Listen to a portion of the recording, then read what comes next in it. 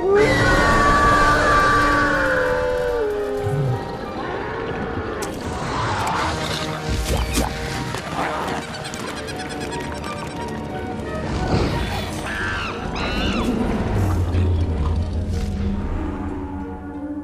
connaissez Nessie, le célèbre monstre écossais, mais connaissez-vous les autres monstres qui vivent dans des lacs? Il y en aurait plus de 200 dans le monde, comme Ogopogo, le serpent marin qui hante les eaux du lac Okanagan au Canada.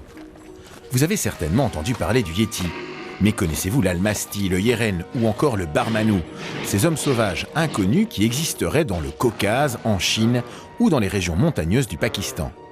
Et savez-vous que le Mokele Mbembe est peut-être un dinosaure relique qui survit dans les forêts inexplorées en Centrafrique? Si vous pensez que toutes les espèces animales ont été découvertes sur notre planète, vous risquez d'être surpris. Et si vous n'avez pas peur de vous confronter aux monstres de légende qui recèlent peut-être un fond de vérité, alors bienvenue dans le monde extraordinaire de la cryptozoologie. Du monstre du Loch Ness au Yéti, sur la piste des créatures mystérieuses. Une série réalisée par Frankistas et Bawandine. Comment appelez-vous ça? Oh, quelque chose comme un dinosaure préhistorique. Ah, si je pouvais seulement en ramener un vivant. Deuxième épisode, l'insaisissable serpent de mer. Avec dans les rôles principaux, Paul Leblond, le chercheur canadien qui a traqué ce monstre marin inconnu pendant 50 ans. Qu'est-ce que c'est? C'est pas un poisson parce qu'on le voit à la surface. On l'a entendu faire des bruits. Éric Buffetot, paléontologue et chercheur au CNRS. Souvent, il est décrit aussi comme ayant plutôt une tête ressemblant à celle d'un cheval et parfois une crinière même. Donc, des morphologies très très variées. Et Éric Joie, un cryptozoologue bien de chez nous. Sérieusement, tête de chameau, de cheval, on voit pas. Là, on a des points d'interrogation. Tu sais, avec le matériel que nous avons à bord, nous espérons capturer un nouveau spécimen. N'est-ce pas, docteur? Comme le sélacanthe. Oui, c'est une espèce disparue depuis des millions d'années.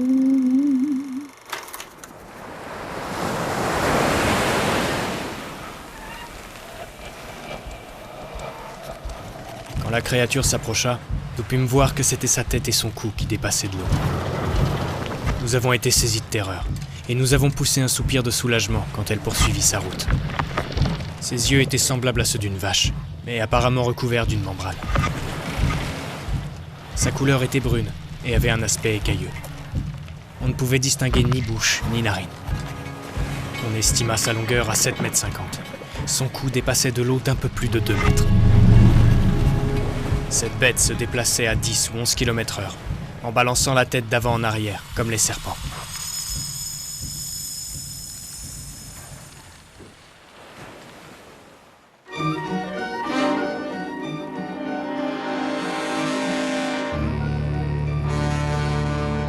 Cette étrange rencontre avec un animal aquatique inconnu et inquiétant a été rapportée par 2 marins le 22 mai 1922, alors qu'ils naviguaient au nord de la grande île de Vancouver. Des témoignages comme celui-là, on en trouve des centaines dans le livre à succès « Le grand serpent de mer, l'énigme zoologique et sa solution », publié en 1965 par Bernard Heuvelmans, le père de la cryptozoologie, la discipline qui s'occupe des animaux cachés encore inconnus de la science. Il était convaincu que de grandes créatures mystérieuses attendaient encore d'être découvertes dans les océans. Les animaux cachés sont les animaux qui ne sont pas encore reconnus officiellement par la zoologie parce qu'on n'en possède pas encore de reste, ni de peau, ni même une dent, ce qui suffit généralement pour les paléontologues. Ce sont des animaux qui ne sont connus que par des témoignages de gens qui les ont vus, ou des légendes aussi, qui sont souvent fondées sur une réalité. C'est cet ensemble, si vous voulez, de preuves testimoniales et de preuves circonstancielles qu'on ne doit pas négliger en zoologie et qu'on a négligé jusqu'à présent. Il reste énormément de bêtes à découvrir. En fait, si on s'en tient aux petites bêtes, évidemment, chaque année, on en découvre des centaines de milliers. Mais le problème qui m'intéresse le plus, c'est celui des grosses bêtes, de celles qui sont susceptibles d'être connues par des voies indirectes. Par exemple, ces animaux aquatiques ou marins dont on aperçoit une partie seulement et qu'on interprète parfois mal, mais qui souvent sont des animaux encore inconnus. Le serpent de mer est devenu un des monstres préférés des médias, bien avant que Nessie, le monstre du Loch Ness, ne devienne une star dans les années 30. Mais avant de faire la une des journaux à sensation à la fin du 19e et au début du 20e siècle, le serpent de mer terrorisait déjà les marins depuis très très longtemps.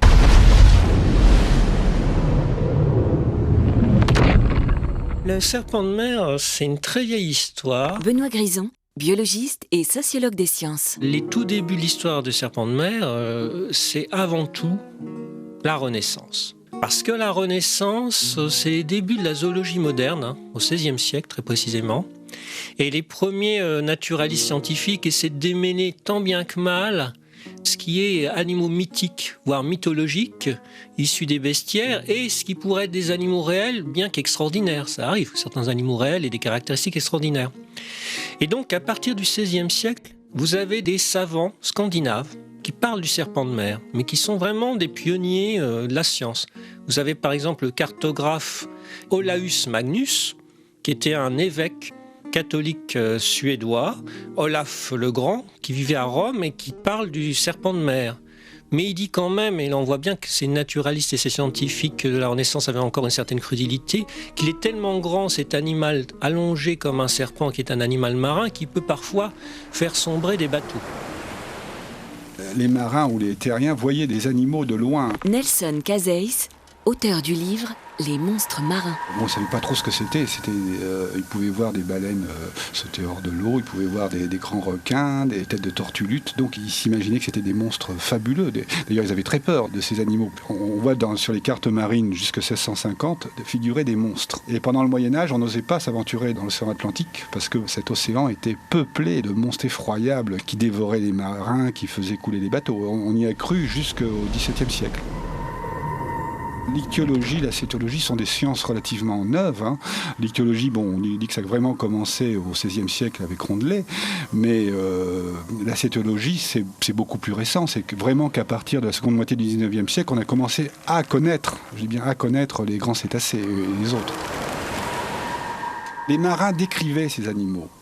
Et bien souvent, les scientifiques ne pouvaient pas les voir, parce que les scientifiques, ils étaient dans des laboratoires au muséum à Paris ou dans des grandes villes, donc ils n'allaient pas au bord de mer, ils n'allaient pas en mer. Donc ils n'avaient que les descriptions de marins ou de voyageurs. Par exemple, un scientifique qui s'appelle Abbé Bonater, qui serait un des premiers cétologues, lui déplorait que des naturalistes qui vivaient au bord de mer ne décrivent pas de façon scientifique les animaux que l'on trouvait, qui s'échouaient par exemple sur le rivage. Alors un jour, il y a une baleine qui s'échoue, je crois en Angleterre, et aussitôt dans les articles de journaux, on parle d'une baleine, d'un cétacé de 70 ou 80 mètres de long. Et lui, il fait son enquête. Et finalement, cet animal auquel on attribuait une longueur de 80 mètres ne mesurait que 13 mètres. Mais c'est vrai, écoutez, aussi, imaginez des marins qui traversent l'Atlantique sur un voilier de 20-30 mètres et ces marins qui voient surgir hors de l'eau un cachalot de 15, 16, 17 mètres devant eux ou un autre grand cétacé. C'est quand même assez effrayant parce qu'on les connaissait mal. Le problème, c'est que le serpent de mer, c'est avant toute chose, au départ, une catégorie mythologique. Benoît Grison. Les Vikings, les anciens Scandinaves au Moyen-Âge parlaient bien d'un grand serpent qui vivait dans la mer, mais c'était un serpent clairement mythologique qui allait participer à la destruction du monde, à la fin des temps, etc. Le problème est de savoir si le serpent de mer dont on parle à partir du XVIe siècle, lui, a un fondement réel, parce qu'après tout, un mot, ça n'est qu'un mot.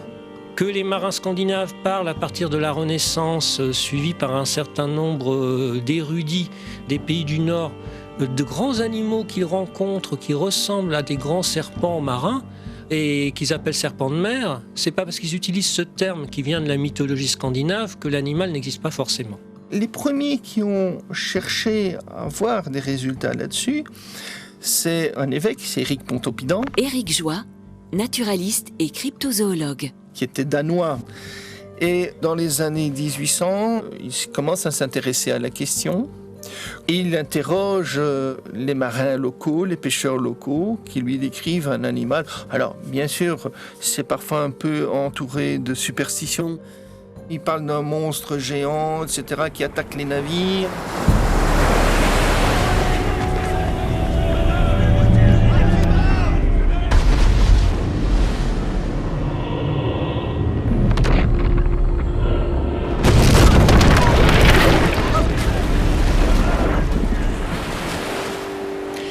Et ensuite, il y a un certain nombre d'érudits, y compris au XVIIe siècle, l'italien Francesco Negri, qui parlent de ces serpents de mer, qui serait un animal marin à l'allure de serpent, ce qui ne veut pas dire qu'il est un serpent, il est simplement allongé, et qui vivrait à l'époque, on le situe surtout en Scandinavie. Allez, montre-toi, montre-toi. C'est moi que vous parlez, Marc ? Oh, cette créature. Ils ne vont jamais me croire chez moi, jamais. Remarquez, je n'y aurais jamais cru non plus. Toute cette histoire est incroyable. Le monstre va revenir. C'est pour ça que nous devons le capturer. Les héros de La créature du lagon noir, film fantastique réalisé par Jack Arnold en 1954, sont confrontés à une créature supposée légendaire, mais qui est bien réelle. Ce sera la même chose pour le serpent de mer. Au fil des ans, des siècles, ce monstre marin semble devenir de plus en plus réel. On peut remonter très loin, on peut remonter à certaines chroniques du Moyen-Âge où des navigateurs parlent de rencontres avec des monstres marins. Éric Buffetot, paléontologue et chercheur au CNRS. Là, on est dans un état d'esprit qui est celui de l'époque où on croit aux miracles, on croit aux monstres, on croit à toutes sortes de choses fantastiques. Donc c'est un peu différent des rapports beaucoup plus factuels qui sont arrivés plus tard.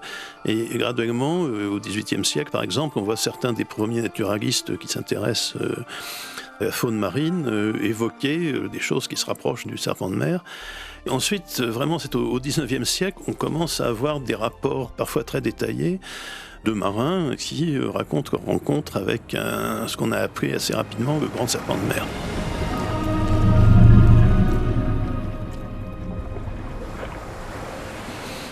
Il y a des épisodes célèbres sur les côtes de la Nouvelle-Angleterre, vraiment au début du XIXe siècle, et puis après ça se multiplie avec des capitaines de navires rentrent au port en racontant qu'ils ont vu le grand serpent de mer et qui donnent des détails plus ou moins précis sur l'animal. Peu à peu, on va avoir quantité de témoignages, et surtout au XVIIIe et au XIXe siècle. Benoît Grison, biologiste et sociologue des sciences. Au XIXe siècle, les savants britanniques vont beaucoup s'engouer pour le serpent de mer. Vous avez par exemple Charles Lyell, qui est un des fondateurs de la géologie moderne et qui s'intéressait forcément beaucoup à la paléontologie, qui est un ami de Darwin. Et Charles Lyell a recueilli des témoignages de serpents de mer. Et tous ces savants britanniques, et particulièrement victoriens, bien informés par la marine britannique, commencent à spéculer. Et on se dit, comme c'est l'âge d'or des débuts de la paléontologie des vertébrés, qu'on exhume des reptiles du secondaire, des strates, eh bien on se dit, est-ce que ces serpents de mer ne seraient pas des survivants des reptiles marins du secondaire, ceux qui étaient contemporains des dinosaures ? C'est ce que se disent les savants britanniques du 19e siècle. Sauf que, malheureusement pour eux, il est très rare qu'un reptile fossile puisse onduler dans le plan vertical. Or, les témoins crédibles du serpent de mer au XIXe siècle disent toujours que leur animal, entre guillemets, celui qu'ils avaient vu, ondulait sur un plan vertical, ce qui traduit plutôt un mammifère, parce que les mammifères ondulent sur le plan vertical à cause de la structure de leurs vertèbres. À partir du XXe siècle, le problème du serpent de mer il va être reformulé comme ça. Est-ce qu'il y a des grands mammifères marins qui seraient encore inconnus et qui donc auraient une apparence allongée, qui leur aurait valu ce sobriquet de serpent de mer. Et oui, même si on l'appelle le grand serpent de mer depuis toujours, il y a pourtant de grandes chances pour que le serpent de mer soit tout sauf un serpent. Les chercheurs sérieux qui ont analysé ça ont trouvé plusieurs catégories de descriptions cohérentes. Ils voyaient très souvent un animal donc ondulant sur le plan vertical, je le répète, c'est un point important, avec un long cou, une petite tête. Parfois, ils signalaient, quand ils l'avaient observé d'assez près, la présence de poils, ce qui traduit aussi la nature mammifère, mammalienne, comme on dit aux zoologies, de l'animal supposé. En général, une taille assez imposante, comparable à celle au moins d'un petit cétacé. Si ce n'est un cétacé déjà plus grand, par exemple tel une baleine à bec, qui est une sorte de dauphin mais sans dents, largement édenté, qui fait une dizaine de mètres. Quelle relation la presse ou les médias entretenaient au début de l'apparition du grand serpent de mer ? Est-ce que c'est pas un truc un peu pour vendre de la copie, on va dire, mais Allez, on dit toujours qu'on parle du serpent de mer dans les journaux quand on n'a plus rien à dire dans les informations, oui. quoi. C'est devenu, oui, une phrase du langage courant. Hein. Éric Buffetot. Un serpent de mer, c'est quelque chose qui revient régulièrement pour meubler les journaux quand il n'y a rien à dire. C'est venu petit à petit, mais au XIXe siècle, les rapports sur les serpents de mer étaient fréquents et repris par la presse. Ça servait, oui, à faire vendre et à remplir des pages un peu vides. Mais d'un autre côté, c'est vrai que, bon, je dirais pas que tout le monde en voyait, mais ces descriptions d'animaux mystérieux rencontrés dans l'océan étaient nombreuses. Hein. Il suffit de relire le livre de Vermans et d'autres pour voir que c'était quand même relativement fréquent qu'un capitaine revenant au port raconte qu'il a rencontré un grand serpent de mer.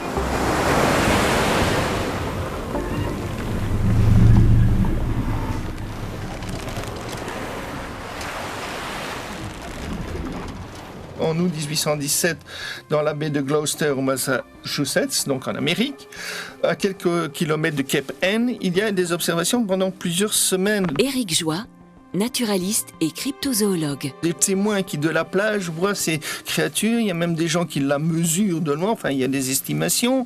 Il y a des zoologistes qui vont sur place.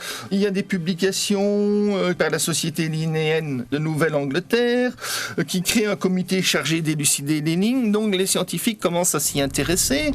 Et donc, ça va faire la une des journaux. Et les gens voient quoi, alors, à cette époque-là ? Quelque chose qui ondule, avec des arceaux sur la mer. De là, on prend le terme de serpent, sauf qu'un serpent, c'est pas en vertical que ça ondule, mais c'est horizontalement. Mais l'image du Moyen-Âge, du serpent ondulant, des vieux écrits moyenâgeux ondulant verticalement, mais reste malgré tout dans l'esprit des gens, quoi. Et on voit sa tête ? De loin, parce qu'il est quand même pas proche, donc on le décrit tant bien que mal. Cet animal va revenir, il y a plus de 130 rapports entre 1777 et 1877 dans la zone. Ça, c'est le gros truc.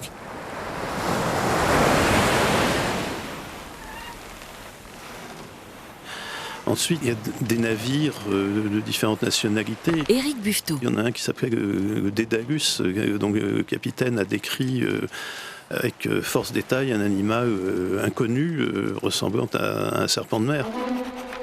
Pendant le quart de 4 à 6, à 5 heures environ, nous avons observé sous le vent un poisson des plus extraordinaires qui croise notre arrière dans la direction sud-ouest.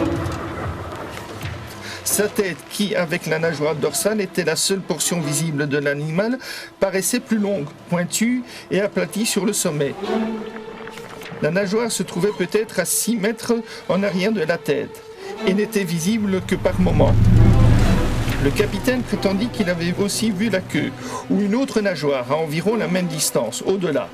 Le dessus de la tête et des épaules semblait d'une couleur brun foncé et le dessous de la mâchoire inférieure d'un blanc brunâtre. Ça, c'est le témoignage qu'on a fait. Alors, on a eu des dessins. C'est pas petit, ce qu'il dit. C'est pas petit, ce qu'il écrit. Et ça, c'est un peu dans toutes les mers du monde. Éric Buffetot. Il y a eu un exemple célèbre où la marine française rapportait avoir vu un serpent de mer dans la baie d'Along, sur la côte du Vietnam, par exemple. Donc, un peu partout dans les océans, notamment pendant le 19e siècle, il y a de nombreux témoignages sur le serpent de mer. Richard Owen, qu'on connaît bien, Éric Joie, le zoologiste paléontologue britannique, la vedette de l'époque, eh bien, Richard Owen déclare qu'en fait, les marins du Dédalus ont vu un éléphant de mer. Les officiers, Mackay dit que ce qu'il a vu, c'est pas du tout un éléphant de mer, qu'il sait ce que c'est, qu'il en a vu, qu'il a assez d'expérience de la mer pour savoir ce qu'il voit quand même. Bon, il s'offusque un petit peu en disant, prenez pourquoi ? Si je suis pas capable de reconnaître un animal marin alors que je suis marin, je dois prendre ma retraite, quoi. Bon. Puis il y a eu d'autres hypothèses qui ont été émises, un python égaré, enfin bon, etc. Oh oui, ça a été dans tous les sens. Là, on a affaire visiblement, effectivement, à un mammifère, mais lequel ? Ça, on n'a pas la réponse. Donc ça, c'est une des premières affaires, une des plus importantes, finalement, de l'époque du 19e siècle.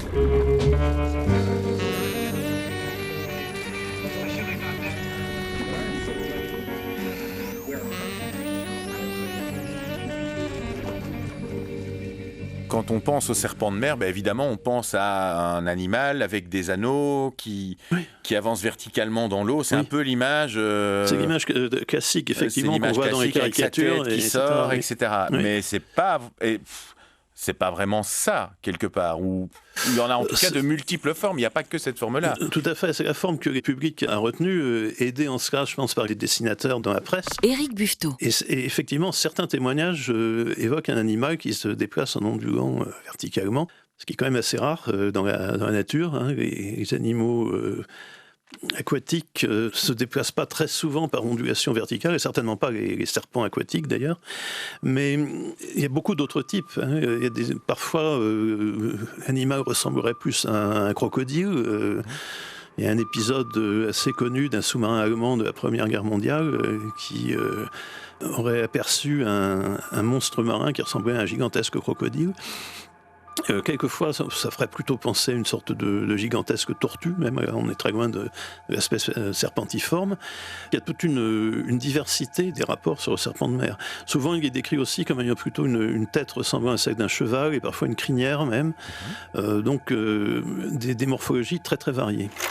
C'est la première fois que je vois les empreintes d'un animal aussi énorme. Qu'est-ce que c'était? Ah, ça, nous l'ignorons.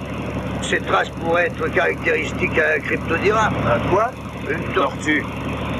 De l'ère préhistorique. À cette époque-là, il y avait dans les profondeurs des monstres qui pouvaient avaler 2 dinosaures d'un coup. De nos jours, on ignore ce qu'il y a là-dessous.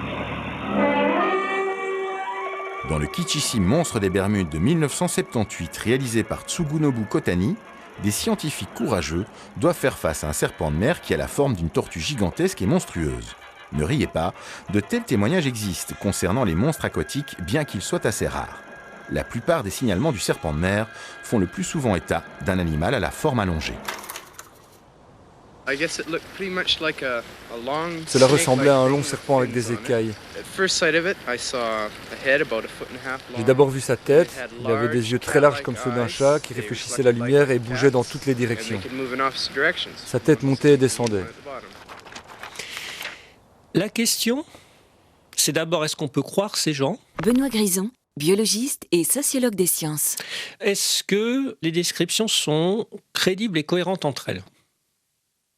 Des témoins crédibles, on en trouve beaucoup.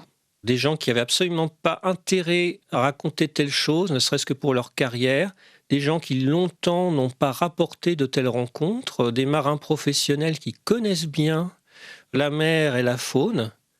Moi-même, j'ai interrogé des pêcheurs à Terre-Neuve qui ont fait telle description à la fin des années 1990 et qui étaient, comme j'ai pu le constater, très respectés par leur communauté villageoise qui les soutenait dans leurs témoignages sur la base de la confiance qu'ils leur portaient depuis des décennies. Mais qu'est-ce qui peut éventuellement induire en erreur même les témoins crédibles? Déjà, vous avez des mirages optiques, notamment dans les mers septentrionales. À cause de couches atmosphériques de températures différentes, vous pouvez avoir des objets, soit des objets biologiques, des morses ou des phoques, soit des bois flottants, qui peuvent être distordus dans la perception qu'on en a, voire même dont l'image peut être projetée dans l'atmosphère, un peu comme dans un mirage de désert. Et il est possible qu'un certain nombre de témoignages de serpents de mer soient liés à des mirages. Il y a un spécialiste d'optique qui s'appelle Len, un Nord-Américain, qui a bien montré ça de manière crédible en ce qui concerne certaines eaux septentrionales, des mers froides. Après, c'est pas possible de ramener tout à de telles illusions optiques.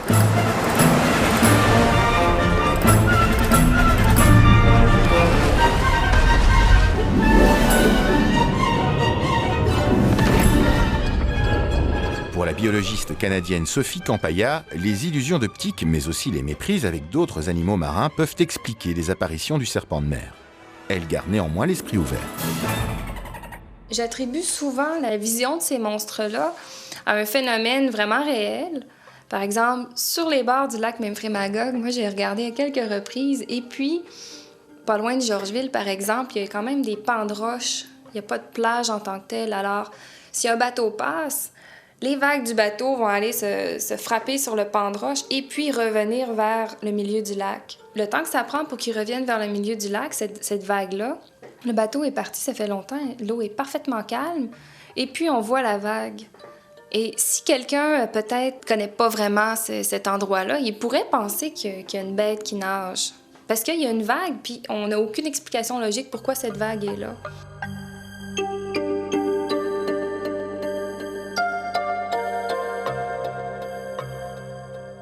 Dans l'océan, il y a des choses qui sont un peu plus surprenantes. Par exemple, il y a une sorte de poisson qui s'appelle, je pense que c'est le roi des saumons. C'est une espèce de serpent de mer. Ça a vraiment l'air d'un serpent de mer. Ça peut être, oh mon Dieu, peut-être 6 mètres de long. C'est incroyable comme bête. Nous, on avait retrouvé là, des petits spécimens, mais un gros spécimen, quelqu'un voit ça, il va dire tout de suite que c'est un serpent de mer. Moi, je suis certaine. Alors souvent, quand on a peu de connaissances biologiques, on explique ce qu'on voit par ce qui se rapproche le plus. Il y a un détail qui me surprend dans le cas des monstres marins. Je vais dire que j'y croyais pas beaucoup. Je travaillais sur la côte ouest de l'île de Vancouver et j'ai vu une affiche par un scientifique de l'Université de Colombie-Britannique qui disait « Si vous avez vu ce monstre, téléphonez-moi. Si vous pouvez m'en rapporter un morceau ou une preuve quelconque, je vous donne 500 $. » Il y avait vraiment une affiche. Quelqu'un aurait pu être comme un chasseur de primes, essayer de ramasser le monstre et puis en fournir la preuve. Ça m'a vraiment impressionnée. Effectivement, les scientifiques, les cryptozoologues qui traquent le serpent de mer depuis si longtemps rêvent tous de mettre la main sur un spécimen de cet animal protéiforme. Il y a quand même l'éternelle question, comment se fait-il qu'après tout ce temps, on n'ait jamais eu de spécimen ? Benoît Grison. Alors on a retrouvé des carcasses, mais à chaque fois ça s'est avéré ne pas être des carcasses de serpents de mer, d'être des carcasses d'animaux connus. Tout à fait. Beaucoup de cétacés en décomposition avancée, mais surtout ce que j'appelle le syndrome du requin pèlerin déliquescent. Le requin pèlerin, qui est le deuxième plus grand requin actuel, il peut dépasser les 4 mètres, quand il se décompose sur des plages notamment européennes, on obtient au bout de quelques jours de décomposition une apparence plésiosaurienne. Vous savez, le plésiosaure, ce qu'on appelle en paléontologie des sauroptérygiens, ce reptile marin du secondaire qui vit en même temps que les dinosaures, à long cou, à queue pointue et à 4 palettes natatoires. Quand un requin pèlerin, qui est un gros animal de plusieurs mètres, un gros requin, se décompose, perd notamment une partie de sa tête par décomposition, on a l'impression, avec ce qui reste de la tête, qu'il y a un long cou avec une petite tête, et puis peu à peu, l'aspect du corps devient absolument méconnaissable et la décomposition donne l'impression que le requin a des poils. En réalité, c'est la décomposition de ses téguments. Et très très souvent, les gens ont cru trouver des cadavres de serpents de mer quand ils tombaient sur un requin pèlerin en décomposition extrême.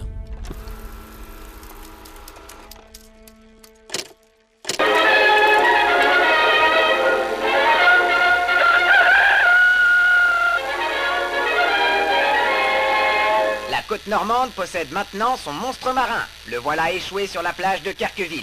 Il mesure 8 mètres. Le docteur Petit, sous-directeur des pêches coloniales au muséum, a étudié sur place ce curieux animal. Il possède une tête de chameau, un œil unique, des nageoires de chimère, une peau de phoque, une chair de raie et des polys d'éléphant.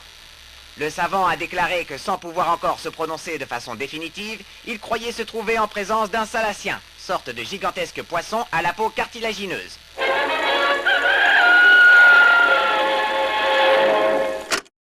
L'affaire de Querqueville, qui a mis en émoi la presse dans les années 1930, a été vite résolue par les spécialistes du Muséum d'histoire naturelle de Paris, dont le professeur Petit. Ils ont tout de suite compris, avant même d'y aller, que c'était un requin pèlerin, mais ils sont quand même partis, étant consciencieux sur place, pour faire des prélèvements et le démontrer.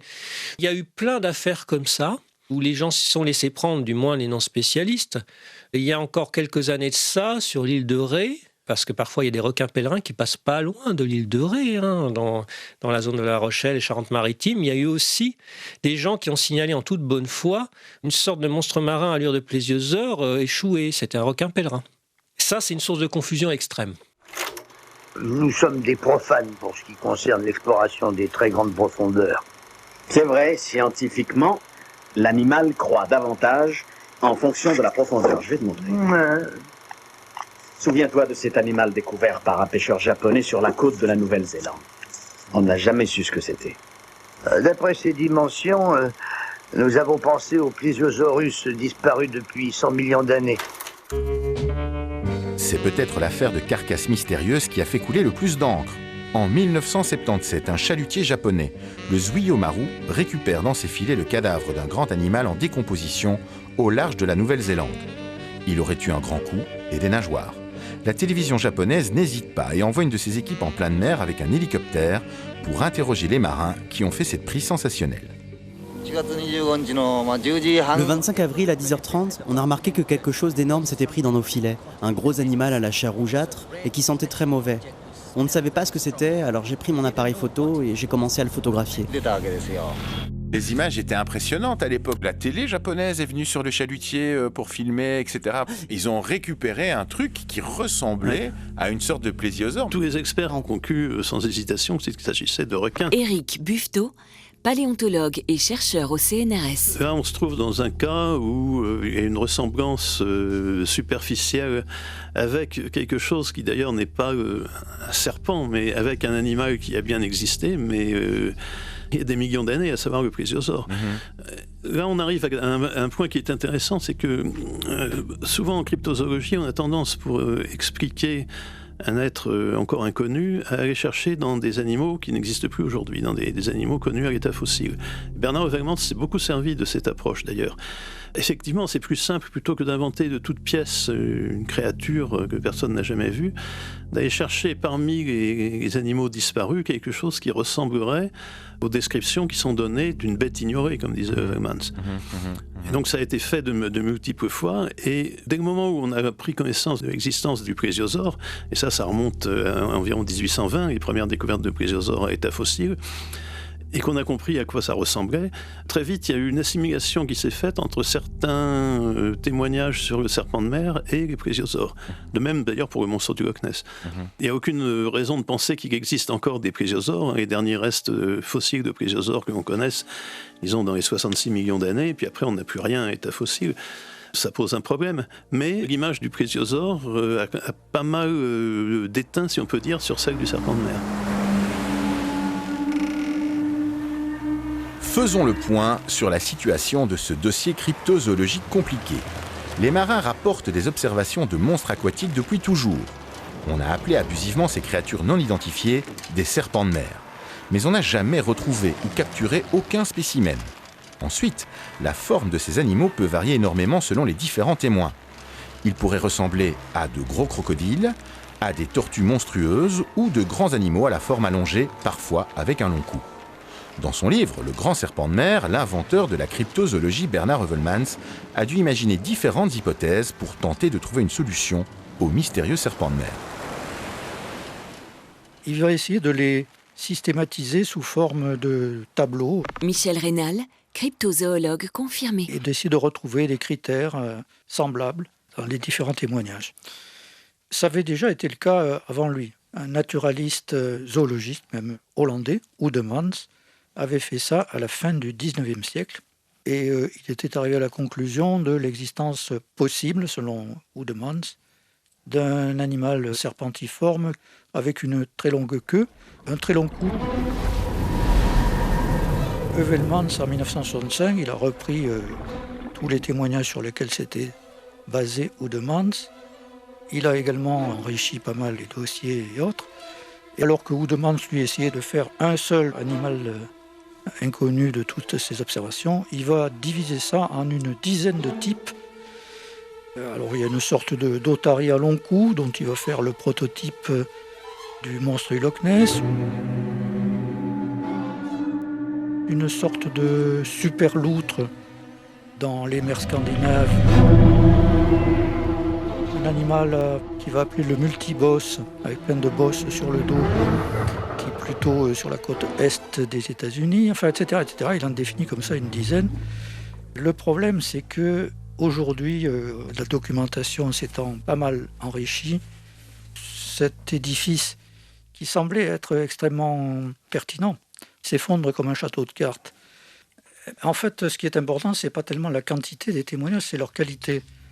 Et lorsque on creuse suffisamment le dossier, eh bien, certains témoignages qui semblaient être solides finissent par devenir beaucoup plus flous. Un autre scientifique, le docteur Oudemans, a écrit un livre sur le grand serpent de mer en 1892. Nelson Cazace, auteur du livre « Les monstres marins ». C'était le directeur du zoo de La Haye, je crois, et il a recensé toutes les observations du serpent de mer entre le XVIe siècle et 1890. Il avait noté à peu près 180 observations. Ce qui m'a troublé dans le serpent de mer, c'est qu'on en observe un peu partout. Même ici, dans le Saint-Laurent, on en a observé.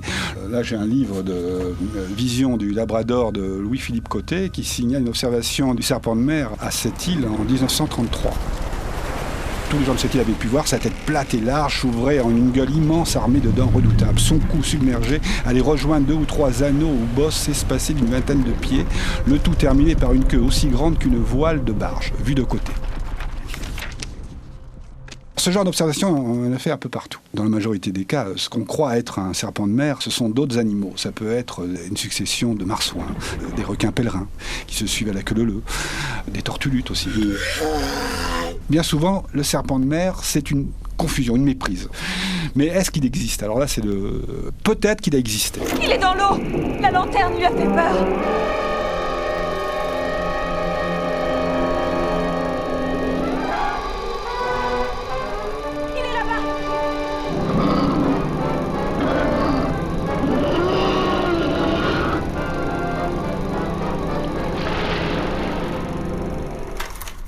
C'est pas possible non plus de ramener à des animaux connus. Benoît Grison, biologiste et sociologue des sciences. Même si parfois des gens ont signalé des animaux qu'on identifie, comme le régalec, qui est le plus grand poisson osseux et qui fait quand même 11 mètres de long et 350 kilos et qui a une crête rouge sur toute l'arène dorsale qui se finit en une espèce de couronne d'épines rouges sur la tête. Le régalec, le roi des harengs, fait un serpent de mer parfait.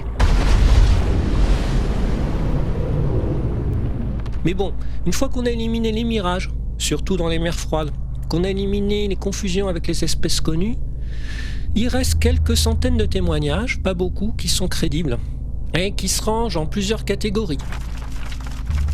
Sur la première catégorie, sur la côte nord-est des États-Unis, les descriptions font penser à un grand mammifère marin disparu,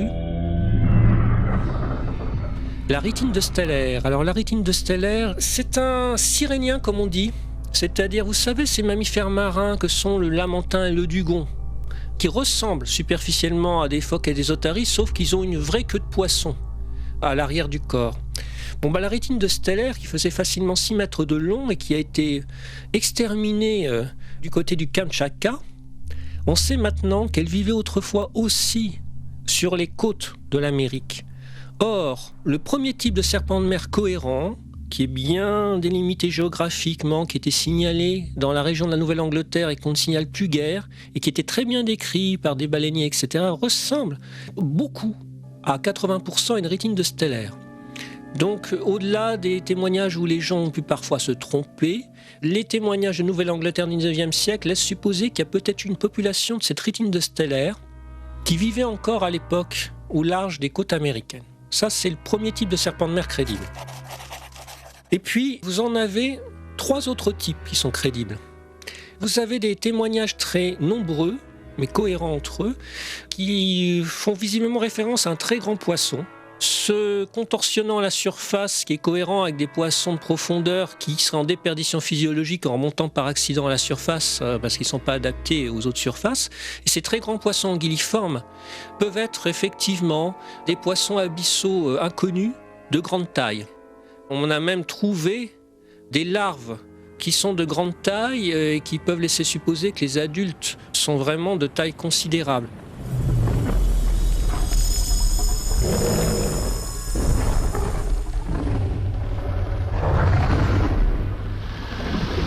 Le troisième type, lui, est très très connu sur la côte de la Colombie-Britannique, qu'on appelle parfois, c'est son sobriquet dans la presse, Capdorosaurus, mais qui a tout d'un mammifère, est un animal qui est un animal, s'il existe, longiligne, d'où son sobriquet de serpent de mer, là encore, avec un long cou, parfois peut-être une crinière de poils, On dit souvent que la tête ressemble à celle d'un cheval, il est très mammalien, on observe parfois des poils.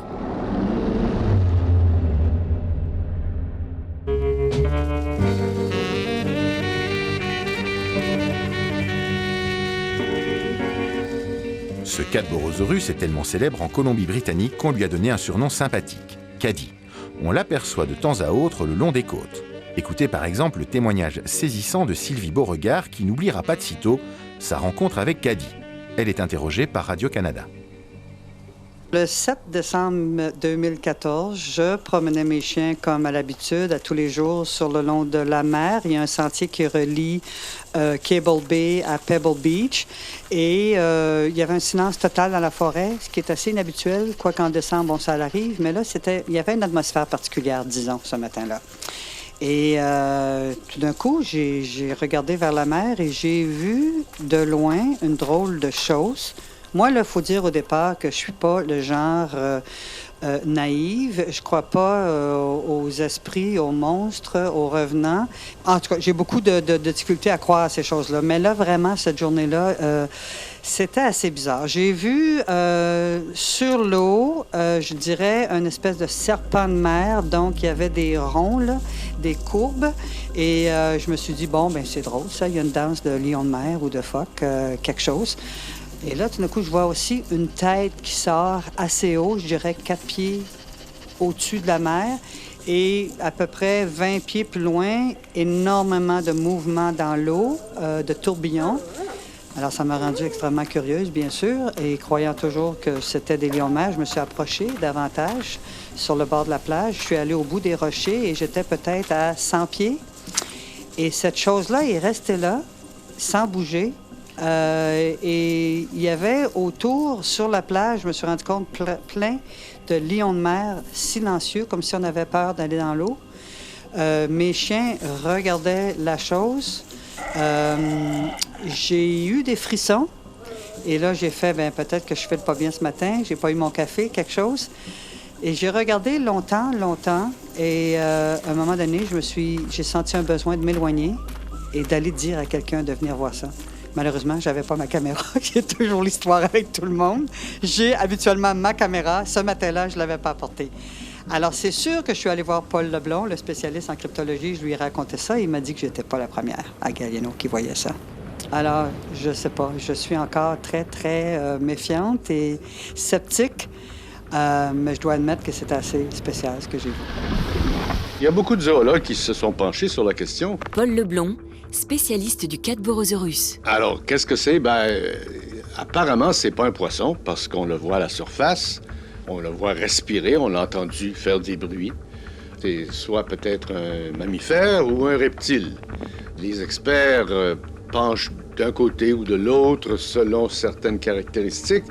Les gens qui ont vu, par exemple, une crinière et des traits qui ressemblent aux mammifères, comme par exemple la flexion verticale quand on nage, se disent, ça, c'est probablement un mammifère marin. Peut-être une espèce de phoque géant d'une espèce encore inconnue. D'autres disent, ça ressemble plutôt à un reptile, peut-être. C'est long et allongé comme un reptile. Alors ça, on ne sait pas quelle sorte d'animal c'est. Moi, comme naïf un peu, là, et non un professionnel, moi, je pense que ça ressemble surtout à un mammifère marin. Mais pourquoi le voit-on si rarement? Est-ce qu'il y en a beaucoup? C'est certainement pas toujours le même animal qu'on voit depuis des siècles. Des fois, on en voit plus qu'un à la fois. Alors, on cherche, on attend qu'on en attrape un. Paul Leblond a passé 50 ans de sa vie à étudier et à traquer Caddy, le Cadborosaurus. C'est un mystère marin. C'est pour ça que c'est vraiment si intéressant, en fond.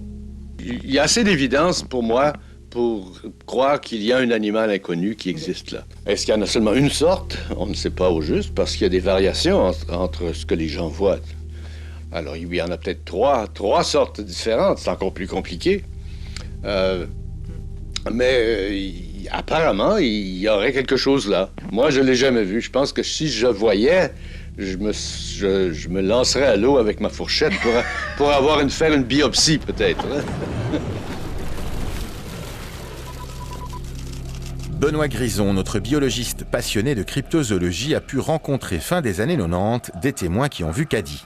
Malgré son surnom sympathique, il semble vraiment terroriser ceux qui le voient. Ce marin, Charles Bungay, et son principal collaborateur, comme on dirait, un pêcheur qui travaillait pour lui, ont observé, à la toute fin des années 1990, alors qu'ils étaient en train de pêcher, un énorme animal qui rentre dans cette catégorie de description que j'appelais tout à l'heure, ou plutôt que la presse nord-américaine appelle le cadborosaure, à savoir un animal avec de plusieurs mètres de longueur, de la taille au moins d'un cétacé de type orque, flexueux entre guillemets, il aurait eu des espèces de bosses ou de sinuosités, un long cou, une tête de cheval, des gros yeux qui étaient également mammaliens qui rappelaient ceux d'une vache d'après les témoins, une sorte de crinière.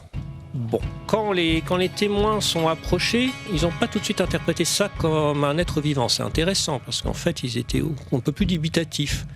Parce qu'il n'y avait pas de cou visible dans un premier temps et ils ont vu ce qui ressemblait, disent-ils, à des caisses.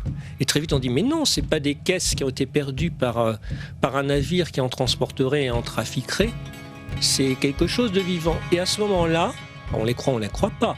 Mais il y a un cou qui a émergé. Donc un très long cou, flexueux là aussi, et avec cette tête qui ressemblait à celle d'un cheval, un mammalienne, etc., avec une sorte de crinière de poils. Bon. La première chose qu'on pourrait dire, c'est... Ils ont eu peur Alors, oui, ils ont eu peur, mais surtout, j'ai été les interroger de longues heures. À l'occasion d'un documentaire sur lequel j'ai été conseillé, un documentaire consacré à la cryptozoologie, je les ai vus plusieurs jours, dans différentes situations. Et puis j'ai interrogé les proches, j'ai été en interaction avec des gens aussi du village, et c'est à eux que je faisais allusion tout à l'heure. Ils font partie de ces témoins dont personne ne doute de la moralité, et de la rigueur et de la droiture. Tout le village les soutenait. Bon, après, il y a quelque chose qui joue aussi en faveur de leur sincérité, c'est qu'ils ont eu peur, effectivement. Le fils de Charles Bungay, le témoin principal, m'a dit en aparté, pas devant son père, j'ai pas douté un seul instant, je ne m'intéresse pas du tout à ces questions et venant de quelqu'un d'autre, ça m'aurait fait rire. J'ai pas douté un seul instant que papa disait vrai parce que quand il est rentré, il était terrorisé.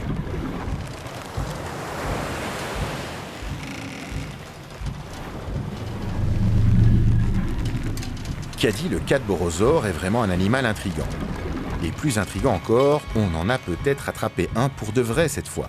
On le sait, grâce à d'étonnantes photos poussiéreuses. C'est des photos qu'avaient envoyées des baleiniers en 1937. Ils avaient trouvé dans un cachalot un animal bizarre, dans le tube digestif d'un cachalot. Et quand on voit les photos, ça fait effectivement penser à ce fameux cadborosaure, dont ça aurait été un spécimen jeune. Le problème, c'est qu'une photo, même visiblement pas truquée, ne constitue pas une preuve. Il y a quand même, je me fais l'avocat du diable, une carcasse qui pose question. Éric Buffetot. Effectivement, il y a quelques restes qui sont considérés de façon hypothétique comme ayant appartenu à cet animal supposé. Je ne pense pas que ça suffise pour dire « Ah oui, mais là, on a quand même quelque chose de sérieux pour dire qu'il s'agit d'un plésiosaure ».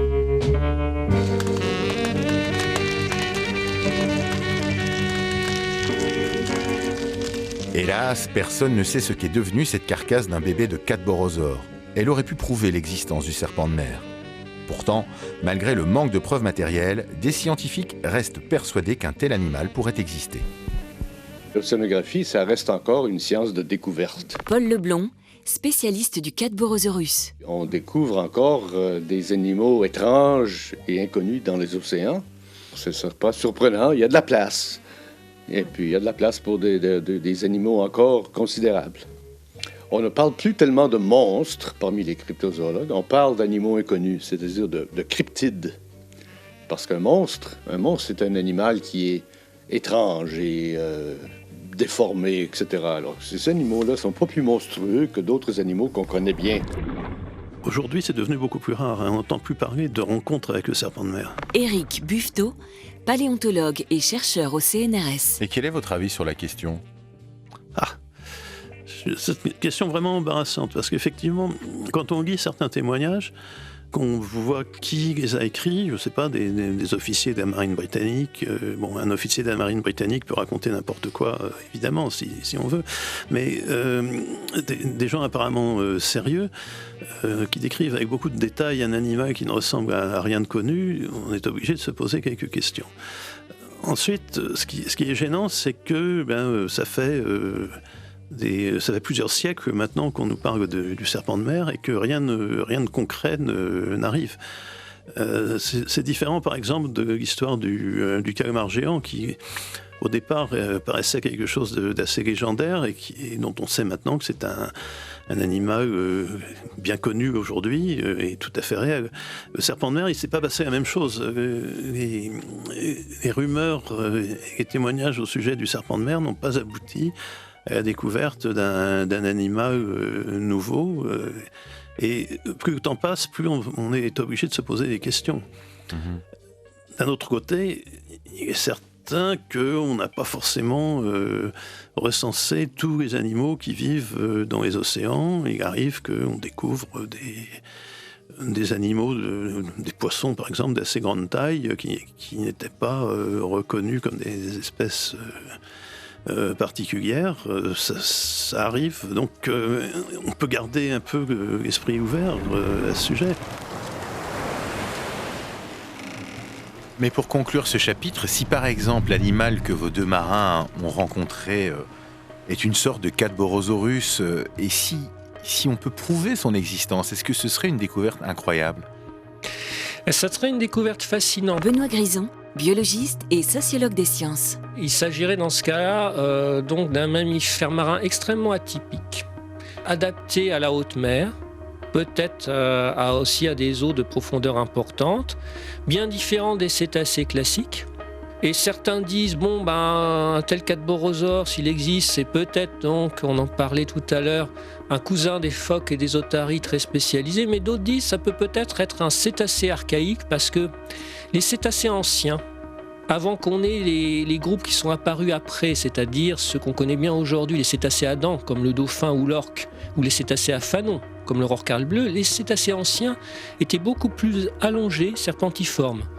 Ils n'avaient pas un cou très délié, mais certains avaient un cou relativement délié.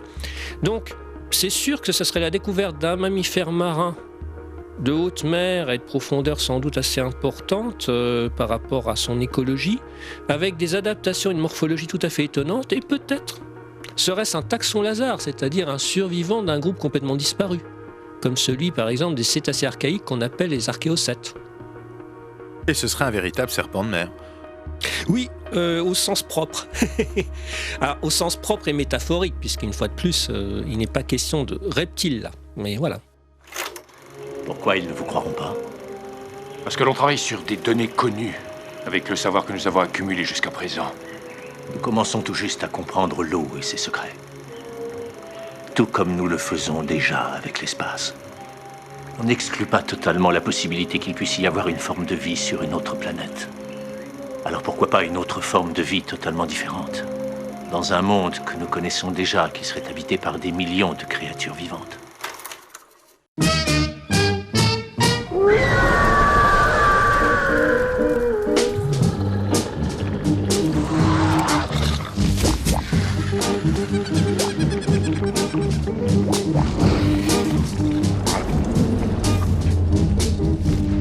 Prochain épisode, qui a peur de la bête du Gévaudan ? Quelle bête monstrueuse a ravagé la région du Gévaudan dans la France du XVIIIe siècle en faisant des centaines de victimes ? Un loup monstrueux ? Une créature mi-homme, mi-loup ? Ou un cryptide inconnu ? Cette bête-là, elle a des mâchoires considérables qui lui servaient à faire éclater la boîte crânienne et à manger la cervelle de ses malheureuses victimes. Tous les épisodes de la série consacrée aux créatures mystérieuses sont disponibles sur la page podcast du site lapremière.be ou sur Ovio.